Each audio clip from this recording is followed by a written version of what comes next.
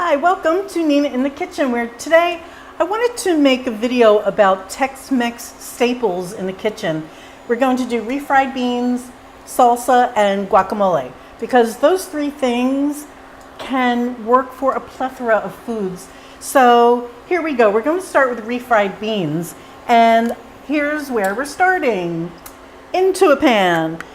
Now at this point you can use bacon fat, you can use lard, whatever you have works. This is actually chicken fat. This is half of a small onion, which I've minced. I've minced this onion, but you can cut it a little thicker if you like.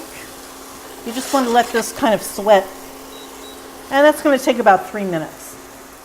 All right, well, as you can see, the color has changed. It's now soft.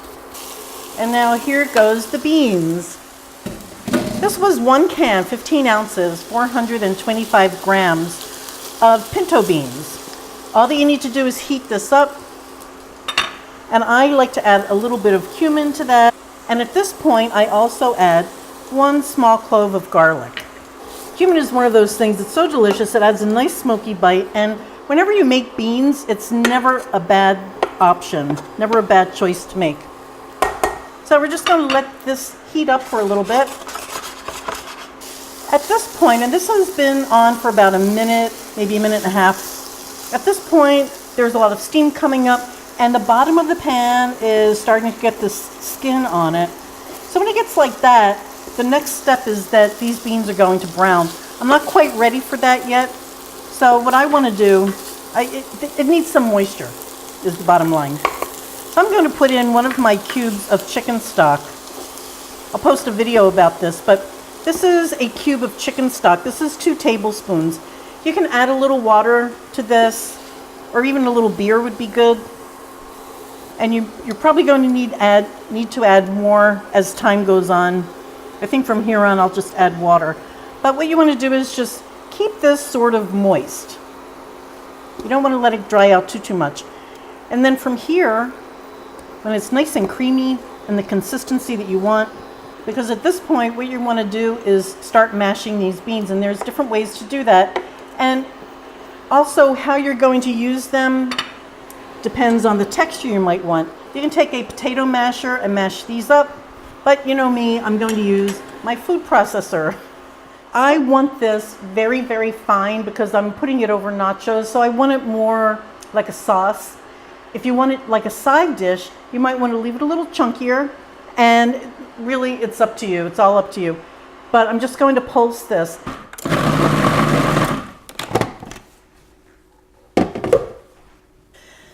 And here it is. This is refried beans. Now, what's nice about refried is that if you want to keep this for tomorrow and you need them for tacos or something, you just put oil in your pan, take this, fry it. You can do that multiple times for multiple days.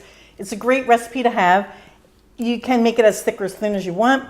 If you're using this as a side dish, I like to put a little bit of cheese on top, either Monterey Jack, Colby, or cheddar, any one of those. Okay, next up is Salsa Fresca, which is just fresh salsa. The only thing is I did not have a jalapeno pepper, so I have, because I always keep them in the house, adobo sauce with a chipotle pepper in it. This is, I took a little sauce out and I took 1 jalapeno. I'm using 1 large big boy tomato. Okay, so the whole thing is going to be made in my food processor. This is a very easy recipe, and I'm just using half of a small onion, small to medium sized. Now, when you use a food processor, what you want to do is put the hardest foods in first. So in this case, it's going to be our onion. So that goes in. So we just want to consider what's coming up later. So just pulse this a few times to chop it up. I have some garlic, which is already minced. That's about a clove of garlic. And now I'm putting the jalapeno in, because I also want that to be very small. And I'm leaving behind some of the adobo sauce. Okay, and this is nice because you have Some of it is kind of smeared around, some of it is chunky, and I like that. I left this tomato in large pieces because I want to control how much it breaks down. So I'm going to put a little salt for the tomato and some cracked black pepper. This is just the juice of, I'm going to try 1/2 of a Persian lime, see how it goes.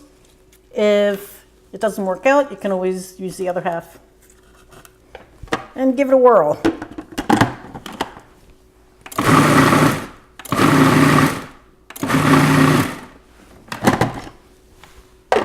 And you're done. That's your salsa. So simple. Okay, now we're moving on to guacamole. I'm going to make this one by hand. My food processor has been cleaned and put away. And I just wanted to show you how to do this by hand. It is so simple. Now think about it. What goes into guacamole?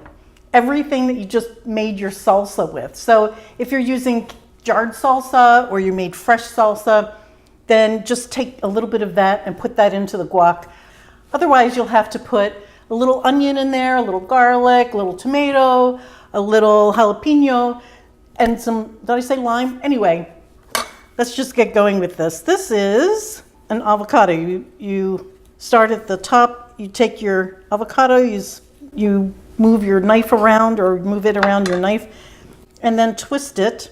And on one side, you're going to have a seed. Hold this in your hand and with great control, you just whack that. Now this blade is holding on to that seed. Twist it, and then just pop it off, just like that. Look at that, what a beautiful avocado. I'm just doing one, but you can easily, oh goodness, even quadruple this recipe. Not a problem, and especially if you've already made your salsa. And you scoop all of the flesh out with a spoon, and now you have your beautiful avocado in here, and you have a nice clean skin. Then with a fork, you just mash this. Now there are different ways to make guacamole. Some people like sour cream in it, but by and large, all that it is are your salsa ingredients. So all that I'm going to do is take the salsa that we just made and put that in there, mix it up, and now you have guacamole. Can't be simpler. What I'm going to do is put a little bit of lime juice over it. I like mine a little more acidic, and also that protects it from being brown. And there's your guacamole. So we have the refried beans, guacamole, and salsa, and everything just took minutes, literally minutes. I hope you try this. Thank you so much for watching. I have a nachos video that I'm going to use this in. I hope you watch that. Thanks, guys. Bye.